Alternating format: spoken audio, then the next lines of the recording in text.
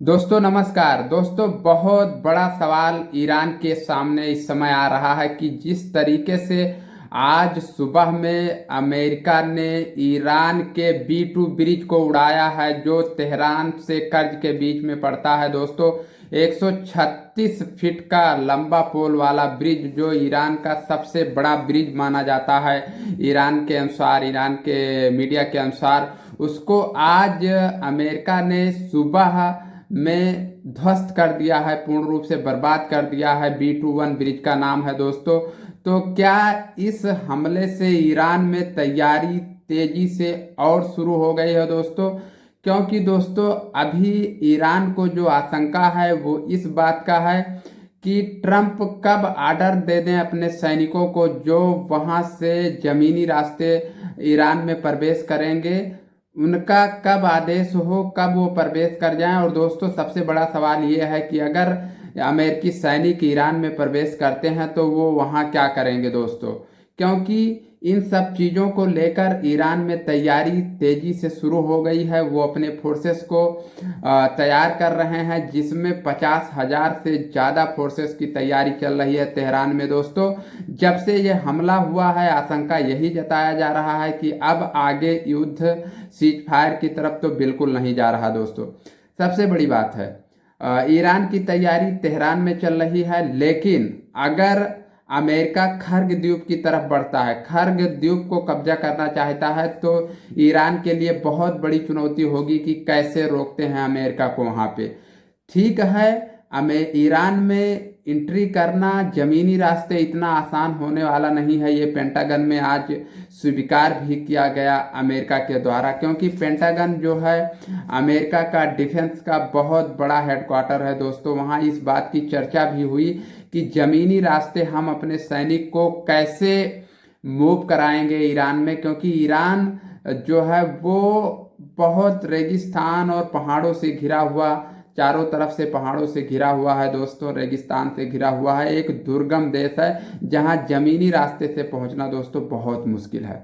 लेकिन उसके बावजूद भी जो खाड़ी देशों में इनके सैनिक हैं, अमेरिका की बेसेस हैं, छोटे छोटे देशों में इनके सैनिक हैं, बेसेस हैं, उन बेसों का यूज करते हुए किस तरीके से अमेरिका आगे ईरान पे हमला करता है दोस्तों, ये भी बहुत बड़ा सवाल है। तो दोस्तों ईरान को अपनी तैयारी पूरी सजगता से, पूरी सतर्क होके, किसी भी प्रकार से कोई चूक ना हो, इस तरीके से वो तैयारी कर रहे हैं दोस्तों। अभी तक जितना युद्ध हुआ है अमेरिका का, इजराइल का ईरान से, उसमें ईरान की जो तैयारी दिखी है वो एक सिस्टमेटिक ढंग से दिखी है दोस्तों। क्योंकि अगर उनके शीर्ष लीडर मारे गए हैं तो दूसरा कोई सीट पे बैठने के लिए पहले से ही बेंच पे तैयार है दोस्तों। तो अभी तक ईरान की जो तैयारी रही है दोस्तों वो बहुत अच्छी रही है। और उनका जो हथियार का, वेपन्स का, वो कहाँ उसको रखे हैं, कहाँ जमीनी रास्ते से वो वेपन्स आगे बढ़ाएंगे, हथियारों को आगे मूव कराएंगे, कहाँ उनके सबसे ज़्यादा ठिकाने हैं जहाँ पे उनके बारूद, उनके अपने जो है हथियार, उनके धमाके करने वाले बड़े बड़े फाइटर जेट, ये कहाँ पे हैं। ईरान के सैन्य प्रवक्ता ने इस बात को कल एक प्रेस कॉन्फ्रेंस में कहा भी था कि अभी अमेरिका और इजराइल को मेरे बारे में कुछ नहीं पता है, कुछ भी वो लोग नहीं जानते हैं, हम क्या कर रहे हैं, हमारी सिस्टमेटिक ढंग से क्या तैयारी चल रही, इसके बारे में कुछ नहीं जानते हैं, ये ईरान के सैन्य प्रवक्ता ने बताया दोस्तों। तो तेहरान में अब तैयारी तेजी से हो गई है, क्योंकि आशंका क्या जताया जा रहा है, ये रियलिटी है कि अब आने वाले दिनों में बहुत भीषण युद्ध देखने को मिल सकता है दोस्तों। जो अमेरिका इस समय थोड़ा डिफेंसिव मूड में दिखाई दे रहा था, अगर बात नहीं बनती है दोस्तों तो अमेरिका भी बहुत तेजी से अटैक करने के लिए ईरान पे सोचेगा दोस्तों। सबसे ज़्यादा अमेरिका का जो मुझे लगता है उसका टारगेट होगा वो खर्ग द्वीप, क्योंकि खर्ग द्वीप ईरान का बोन मैरो हो दोस्तों, बोन मैरो का काम करता है। 90% से ज़्यादा आयल, ईंधन, गैस, पेट्रोलियम वहाँ पाए जाते हैं दोस्तों। अगर खर्ग द्वीप की तरफ अमेरिका मूव करता है तो ईरान को उसके लिए बहुत ज़बरदस्त तैयारी के साथ आगे बढ़ना होगा, तभी ईरान रोक पाएगी। क्योंकि अमेरिका की जो डिप्लोमेटिक सिस्टम है, जो उनका एक सिस्टमेटिक ढंग से सिस्टम बन रहा है, उसमें अभी बहुत फेरबदल हो रहा है। कि इस समय व्हाइट हाउस में बहुत ज़्यादा, जैसे कहते नहीं हैं, आप दूसरे देश का रेजीम चेंज करने गए थे और आप अपने ही देश के रेजीम को नहीं बचा पा रहे हैं। डोनाल्ड ट्रंप के लिए भी एक बहुत बड़ी चुनौती है दोस्तों। आप आए थे ईरान का रेजीम चेंज करने और आप अपने यहाँ का ही रेजीम नहीं संभाल पा रहे हैं और अपने मन माफिक मंत्रियों की, अपने मन माफिक अधिकारियों की नियुक्ति कर रहे हैं। दोस्तों, सबसे बड़ी बात जो चौंकाने वाली सामने आई है वो ये आई है कि वहाँ के रैंडी जॉर्ज जो आर्मी चीफ हैं, उनका इस्तीफा बहुत बड़ा सवालिया निशान खड़ा करता है ट्रंप के शासन सत्ता पे दोस्तों। लेकिन कुछ भी हो, ट्रंप का वहाँ शासन सत्ता कैसे चल रहा है, ट्रंप किसको आर्मी चीफ बनाते हैं, किसको डिसअपॉइंट करते हैं, किसको प्रमोट करते हैं, ये ट्रंप की समस्या है दोस्तों।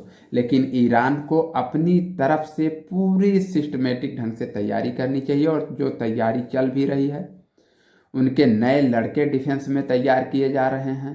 तो दोस्तों, ईरान और अमेरिका का जो इस समय, इजराइल का दोस्तों पिछले 2-3 दिनों से कहीं नाम नहीं आ रहा, कुछ भी नाम नहीं आ रहा है, क्योंकि इजराइल अभी थोड़ा साइलेंट मूड पे है। क्योंकि इजराइल के लिए जो सबसे ज़्यादा घातक बात है वो यमन के हूथी और हिजबुल्ला लेबनान से लगातार हमले कर रहे हैं। तो वहाँ से उनको बहुत मुश्किल है कि वहाँ से वो निकल पाएंगे। तो दोस्तों, ये बहुत बड़ा सवाल है और सबसे बड़ी बात, चिंता की बात दुनिया के तमाम वैश्विक देशों के लिए यह है कि अगर युद्ध चला तो स्थिति बहुत खराब होगी और दुनिया के तमाम देश ऐसे क्राइसिस में चले जाएंगे जहाँ से एक बार फिर लॉकडाउन वाली स्थिति होगी जो बहुत भयावह होगी दोस्तों। इस समय बहुत ऐसी चीज़ें चल रही हैं स्टेट ऑफ हॉर्मुज पे, उधर ब्रिटेन, ऑस्ट्रेलिया, ये लोग लगातार प्रयास कर रहे हैं कि स्टेट ऑफ हॉर्मुज बाधित ना हो। अगर वो बाधित होता है तो दुनिया के तमाम तेल पेट्रोलियम बाधित हो जाएंगे, जिस पे स्टेट ऑफ हॉर्मुज पे मैं फिर से आपको बता दूं कि स्टेट ऑफ हॉर्मुज पे पूरा नियंत्रण इस समय ईरान का है दोस्तों। ईरान जिसको चाहेगा उसकी जहाज़ों को जाने देगा, जिसको नहीं चाहेगा उसकी जहाज़ों को नहीं जाने देगा, जिससे उसका मन होगा उससे टैक्स लेगा, जिससे उसका मन होगा फ्री जाने देगा।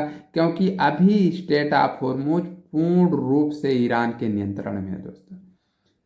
ईरान की लड़ाई केवल अमेरिका को संभालना है दोस्तों, क्योंकि उनकी जो तैयारी है, और अमेरिका अपने खुद के देश में संघर्ष कर रहा है और ईरान से लड़ना। तो दोस्तों, अमेरिका के लिए इतना आसान नहीं होगा कि ईरान में आके और इस तरीके से अफरा तफरी मचा के चले जाएंगे दोस्तों।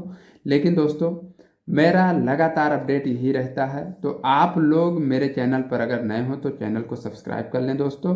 फिर नए कार्यक्रम में मिलते हैं आप सभी लोगों के साथ दोस्तों। नमस्कार।